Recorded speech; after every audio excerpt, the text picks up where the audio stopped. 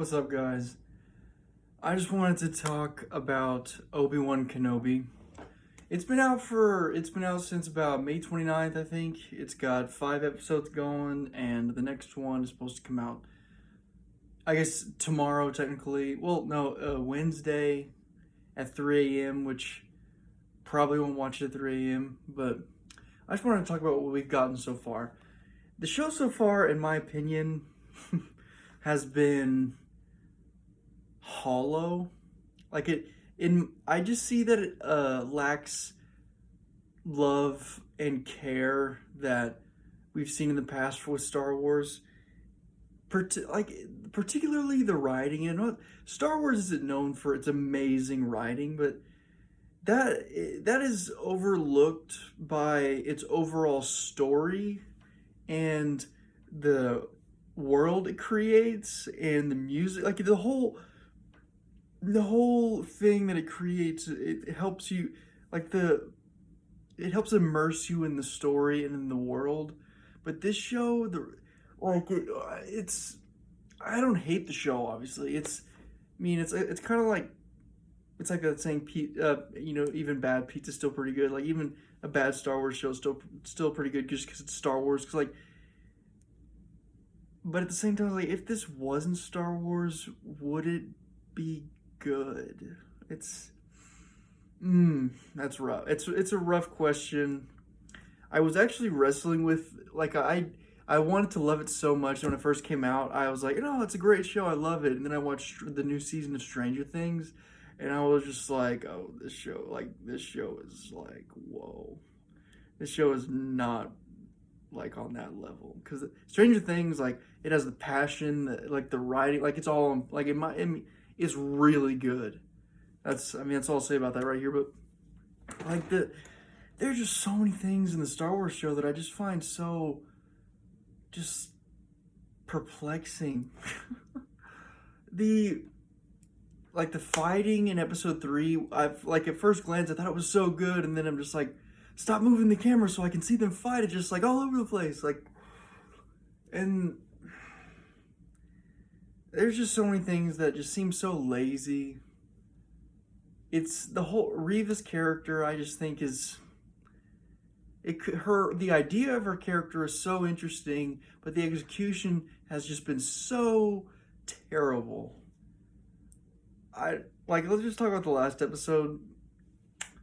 We don't know what they hint throughout the other episodes what's going on with her character, and so, like, we're supposed to be wanting to know what's going on the whole time, but then they reveal everything in the 5th episode, and then her whole they reveal what's going on with her in the whole episode, like in that episode, and then it goes from 0 to 100. Like, throughout they drag out her story, they drag out what's going on with her through the first 4 episodes, and then bam, we figure it out. She's just playing Vader. She becomes a Grand Inquisitor in the 5th episode, and then, but turns out she's playing Darth Vader because she was a youngling during Order 66 in Revenge of the Sith, and all of her friends and her Jedi Master were killed by Anakin. So she wants revenge, and so we find this out in a weird little stoppage of, like, because Reva is leading this siege on Obi-Wan and Leia and all these refugees to get Obi-Wan, but then it all stops, and then Obi-Wan goes in. They just have a conversation. Her and Reva just have a conversation, like, just can't, they're between the doors. They can't see each other, and they're just having a conversation. It's kind of just like, couldn't they have just had the conversation while fighting? It just seems really weird that they're just standing there having this conversation. Just, let's stop everything going on. Just have this conversation for a couple minutes. But then you find out all the stuff, and which is actually not that. It's pretty interesting. Like, all this stuff about her being a youngling and getting revenge on Vader. But then it just all ends in that episode. It's because it's the 5th episode, and they want to leave Vader or stuff with Obi-Wan and Vader for the next one, I'm guessing, because it hasn't come out yet. But, like, this could have all gone. We should have found this out like 2 episodes ago, and then she has this thing with Vader. Because it all just goes from 0 to 100 so quick, and then bam, it's over. So I just think, like, dang it, like, they just, I don't know. And they're trying to thrust this character on us, on the audience. For some, it's working. For me, it's not really working that much. Mostly because of the writing. And I'll be honest, the writing throughout this series has been so interesting. It's been weird, man. It's been really weird. Like, whenever going into this, I thought this was going to be a character study on Obi-Wan Kenobi and how he's dealing with PTSD and his struggle with losing his best friend and brother Anakin. And I thought there might be more flashbacks to that and maybe the Clone Wars, if you've seen that, the animated show, but live action, obviously. But he hasn't really had any. He hasn't had a lot of character development. It's just stuff's happened. He's saved Leia twice. The second time of which, I guess, like, I like the episode. It's probably my second favorite episode. Episode 5 is my first favorite. It's number 1. And then episode 1's probably 2. And then all the rest, like, let's be honest, to me, all the rest are just there. So, lost my train of thought. Because I want to love this show so much. I've been looking forward to this for years, man, since high school. Whenever it was announced as a movie, and I was like, oh my God, I want to see this movie. Because Obi-Wan's like my favorite character in Star Wars. And then it's just, the show is just so, like, again, hollow. It just seems so,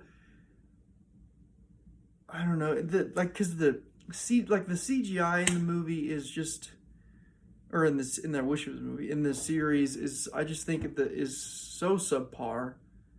Like, it takes me out of it sometimes. Like, they do Order 66 flashbacks to Anakin killing a bunch of younglings. Like in Order 66, he kills younglings, Padawans, and Jedi Masters. But in this, they only show him killing kids. It's just like, okay, it's kind of weird, but it's. And so I was like, it's a lot. Like, but and they show flashbacks to Attack of the Clones, like right before of Obi-Wan and Anakin training, which I thought was really cool. But it's just like, again, Coruscant just looks so fake.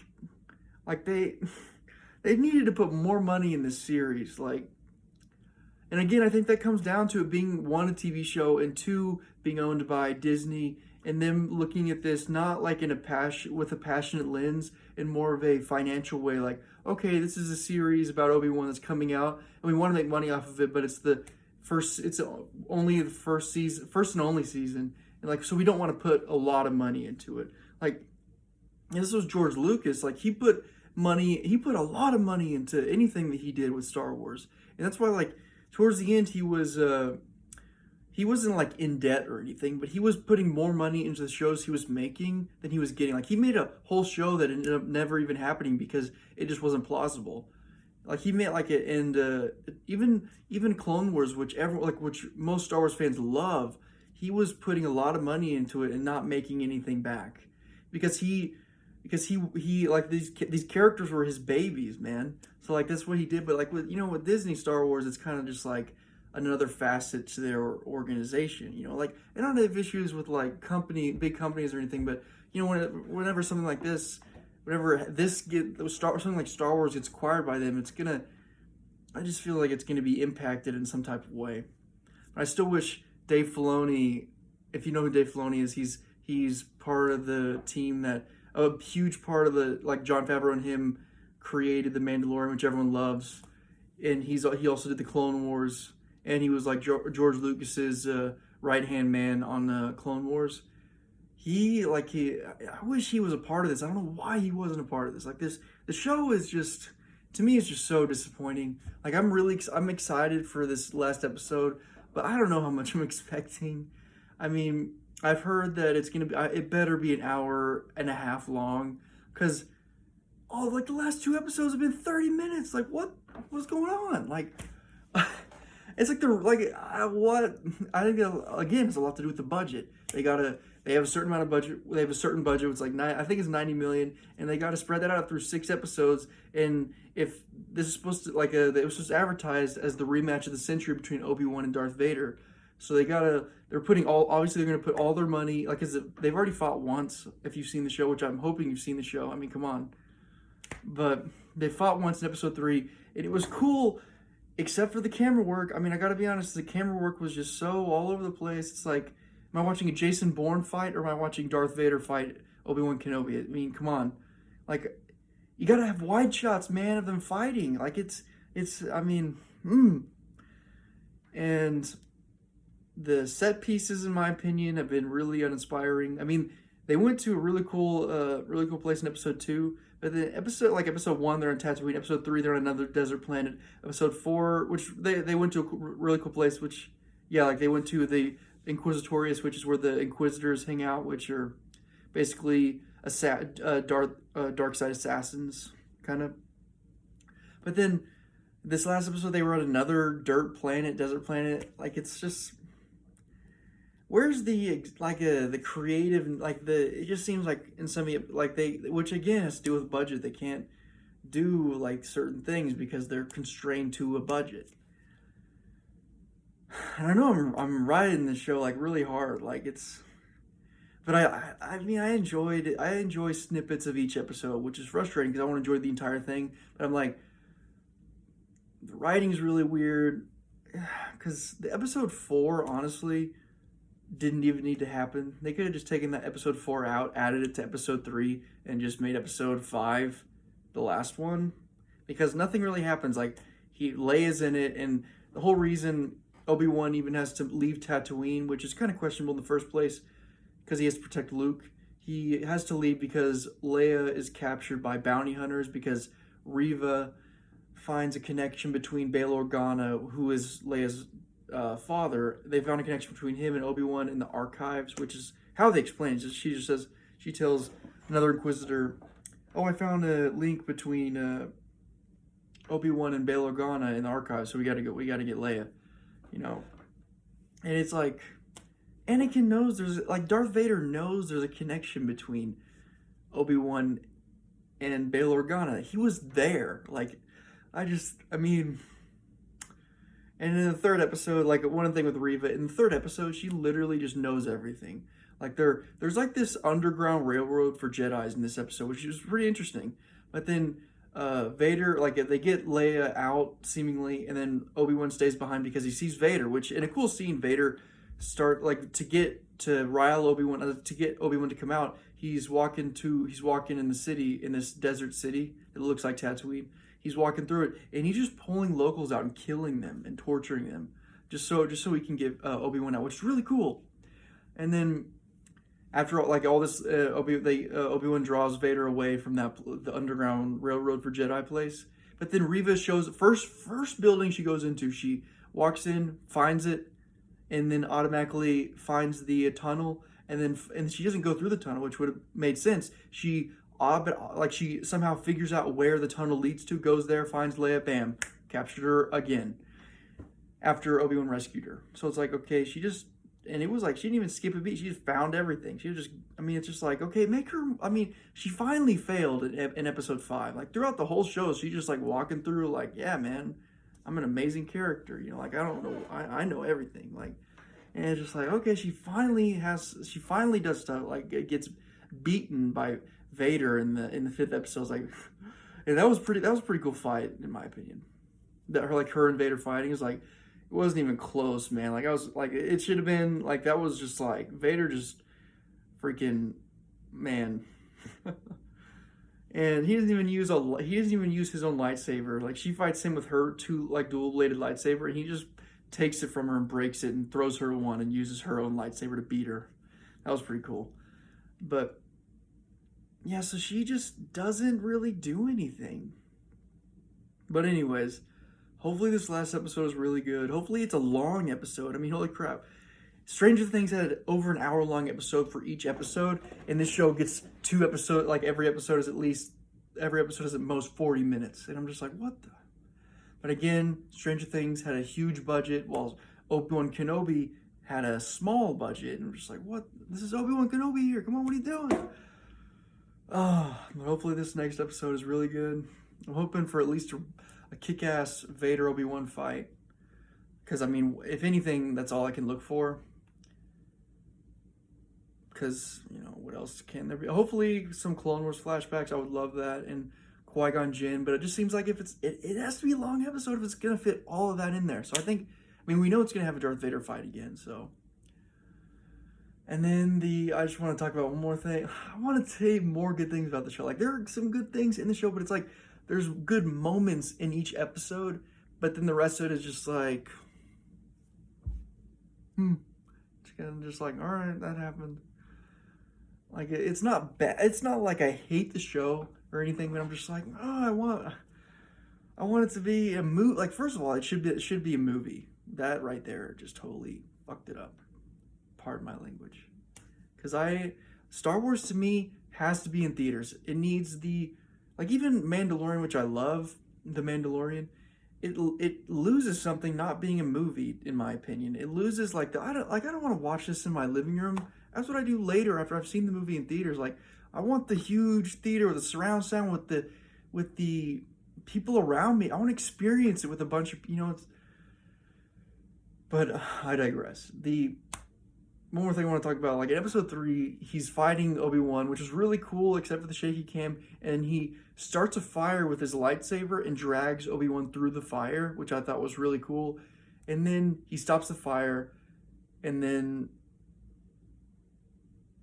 a character who I'm forgetting her name, she's in Game of Thrones lady, she shoots a canister, which explodes and starts another fire, which they use as cover to save Obi-Wan. And it's just like, I've heard later that it was Vader just stands there amidst the flames and watches Obi-Wan get saved. And I've heard after the fact that it was because he was so disappointed at what Obi-Wan had become. He wanted more of a challenge. He wanted to best Obi-Wan and show that he's more powerful, which I can understand now, but you can't see Vader's face. You can't see his face. So you're just seeing him watch Obi-Wan get saved. So you're just like, what's going on? He just started a fire and ended one. He could just get through there. So you don't know why he's doing what he's doing. And they don't give any exposition on why. So you just have to assume. They leave it to the interpretation, and it's just so confusing. I mean, come on. It really is. And just the idea is good, but the execution is just so weird. But hopefully they have the writer for the 5th episode as the writer for the 6th one, because, man, Joby Harold, you just ain't doing it, man. This ain't it, man. Just not it, bro. It's like that. I'm in a screenwriting class. I'm in screenwriting classes right now, and it's like, scripts are different than books. In books, sure, like he can stand there and watch, but then they say what he's thinking. In screenwriting, you can't say what they're thinking. You have to express it somehow. But I digress. The show I probably give the show overall maybe a 6.7 out of 10. The last episode I probably give 7.6 out of 10. Because while it was good, there were some weird parts to it. Like, the scale seems so small. Like, just the show in general, the scale seems so small. And that's what I'm just not used to that in Star Wars. To me, Star Wars, like, obviously the old ones scaled small, but like that, it makes sense, It makes sense why they're small. But the prequels made the scale seem so big, such a huge universe, because it is. But this, in the Obi-Wan show, it just seems like it's so small. And some of the parts just seem so fake. Like, Vader at his castle on Mustafar, I just thought that looked so fake. I don't know. But I digress. Again, hopefully this last episode is amazing. And I'm glad people like the show. I was hoping, because Ewan McGregor and Hayden Christensen got so much hate for the prequels, unneeded hate, because I love the prequels. I just wanted to see them get more love for this show, and I'm glad people like the show. I want them to get more love, but I want to love it so much. I just don't. Like, I just, at most, I kind of am okay with it, with some cool parts in each episode, which I can go back and watch those cool parts, but that's it. I don't want to watch the whole episode. If I go back and watch the show, I might just watch episodes 1 and 2, and then 5 and 6, hopefully 6. Because, I mean, the other episodes are kind of just, nothing happens. Nothing really happens. especially episode 4. Nothing really happens in that one. They just repeat what happens in episode 2. Leia gets taken again, and Obi-Wan wants to go save her, and then he has to save her by putting her under his coat and walking through an Imperial base, and no one notices. I mean, that was so weird. I was watching it like, what is happening? And I'm like, what the? I don't know. But okay. Remember to like and subscribe, if you want to see more of this face or just hear my voice, I have a pretty good voice.